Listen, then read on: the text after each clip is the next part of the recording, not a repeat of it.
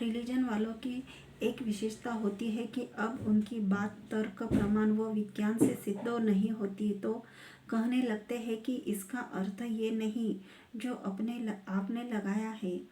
किंतु मैंने निष्पक्ष भाव से केवल यह लिखा है कि अल्लाह शब्द के अर्थ में संसार के रचयिता का एक भी गुण नहीं आता है, अतः यह नाम ईश्वर के लिए प्रयोग करना उचित नहीं है। कोई अपनी प्रसन्नता के लिए प्रयोग करे तो मुझे कोई आपत्ति नहीं, किंतु जब तक सभी मिलकर एक सत्य निर्णय पर नहीं पहुंचेंगे तब तक धर्म के नाम पर विनाशक कहानियां लिखी जाती रहेंगी। संसार बनाने वाले का एक नाम यहोवा भी है। यह ईसाई और यहूदियों का खुदा है। कुरान वालों ने यहोवा का नाम अल्लाह बदल दिया। बाकी यहोवा की प्राचीन पुस्तकों और पैगंबरों को वो भी मानते हैं।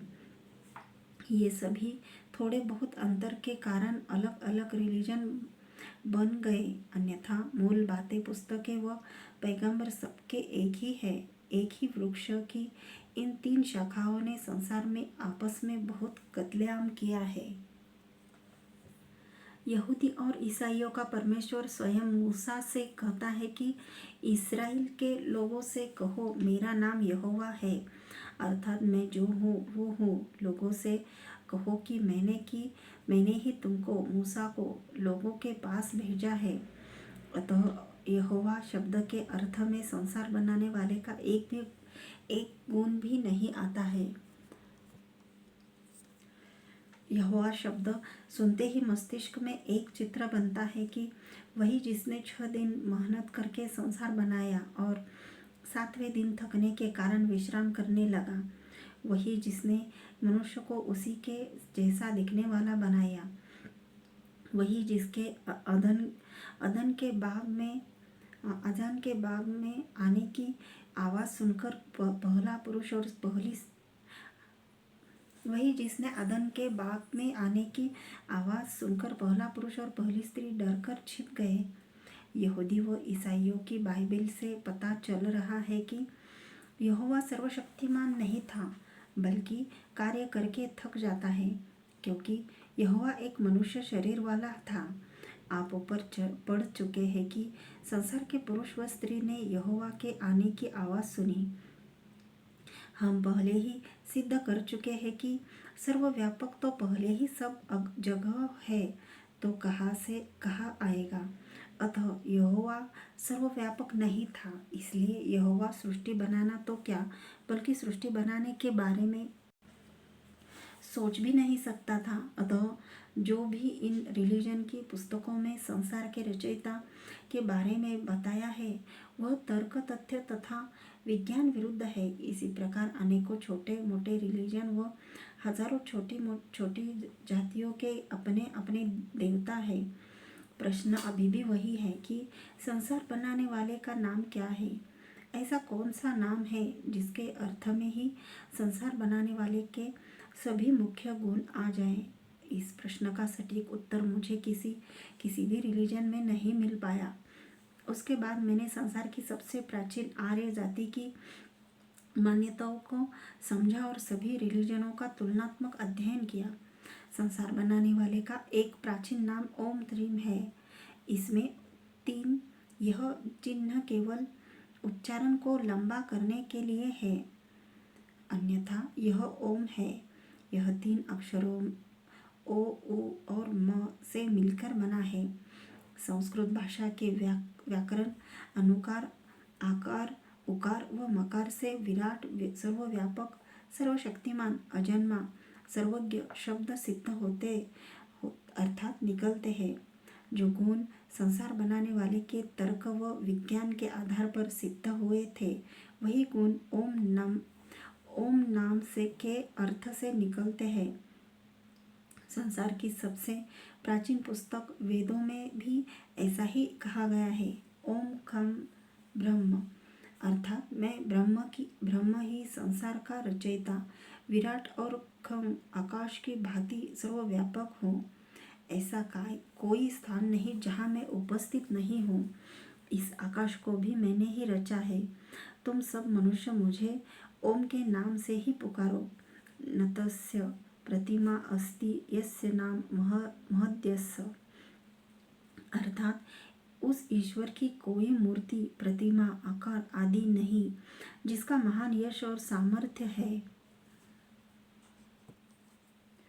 वेदों में सब स्थानों पर ईश्वर को सर्वज्ञ, सर्वव्यापक, निराकार, विराट, एक बताया गया है। आज दुर्भाग्य से संसार ने इन प्राचीन ग्रंथों व ओम के नाम को भुला दिया है। वास्तव में ओम ना तो किसी एक जाति का है, ना किसी एक देश का है। आइए आपको कुछ ऐतिहासिक व रोचक जानकारी देता हूँ। आज भी ओम का बिगड़ा हुआ रूप सभी रिलीजन में पाया जाता है।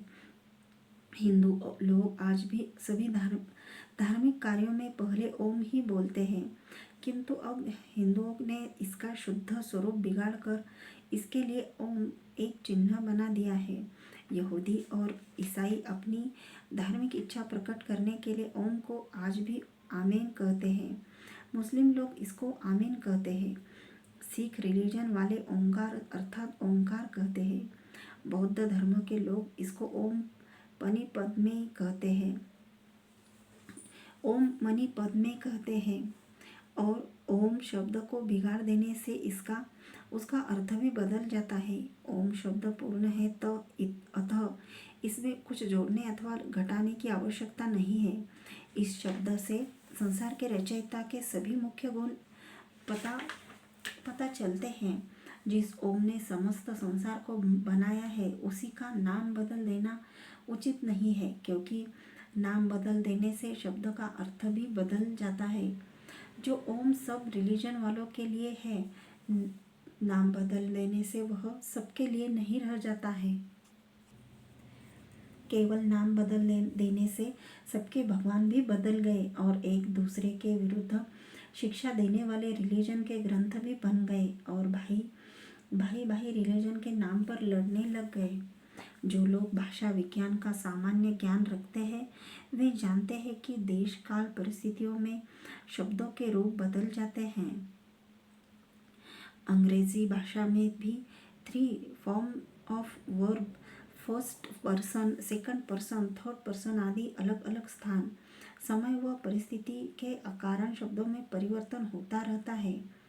एक वचन तथा बहुवचन में एक ही शब्द अलग अलग प्रकार से लिखा व बोला जाता है। ओम शब्द संस्कृत भाषा का शब्द है।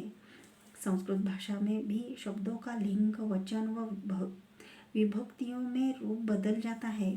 जैसे ब्रह्म शब्दों को लेते हैं तो इसके रूप ब्रह्म, ब्रह्मणी, ब्राह्मणी आदि बहुत से बनते हैं। इसलिए ऐसे शब्दों को विकारी शब्द कहते हैं, क्योंकि स्थान, समय व परिस्थिति के कारण इन शब्दों में परिवर्तन हो जाता है। किंतु ओम शब्द अविकारी है, अर्थात इसमें परिवर्तन नहीं होता है।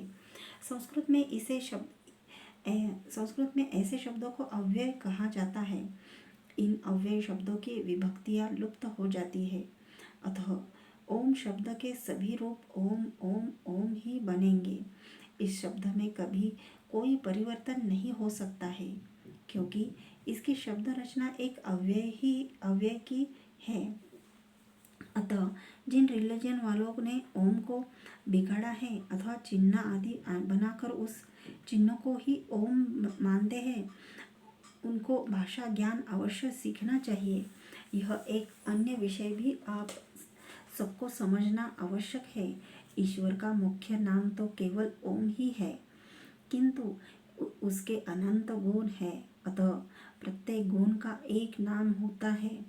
जैसे विष्णु व्याप्तो धातु से नु प्रत्यय होकर विष्णु शब्द सिद्ध होता है, जिसका अर्थ है सब चर अचर जगत में व्यापक होने वाला। अतः ओम को विष्णु भी कहा जाता है। इसी प्रकार संसार के बनाने के कारण ब्रह्मा दुष्टों को कर्मफल में दंड देने से, रुद्र मंगलमय और कल्याणकारक होने से ओम को शिव भी कहते हैं। ये सभी नाम भिन्न गुणों तथा कार्यों के आधार पर उनके लिए अनेक शब्दों का भी प्रयोग किया जाता है। किसी मनुष्य का नाम भी शिव हो सकता है और ईश्वर को भी शिव कहते हैं। ऐसा नहीं होगा कि किसी मनुष्य का नाम शिव रखने से वह ईश्वर हो गया। अब हमें प्रकरण अनुसार उस शब्द का अर्थ ग्रहण करना है जहाँ पर कहा गया हो कि समस्त संसार का कल्याण करने वाला, तो वहाँ हमें ईश्वर के लिए शिव शब्द का प्रयोग करना चाहिए। किंतु लोगों के ने एक ही ईश्वर के लिए प्रयोग होने वाले प्रत्येक शब्द से एक अलग नया भगवान बना लिया। इसी कारण करोड़ों भगवान बन गए हैं।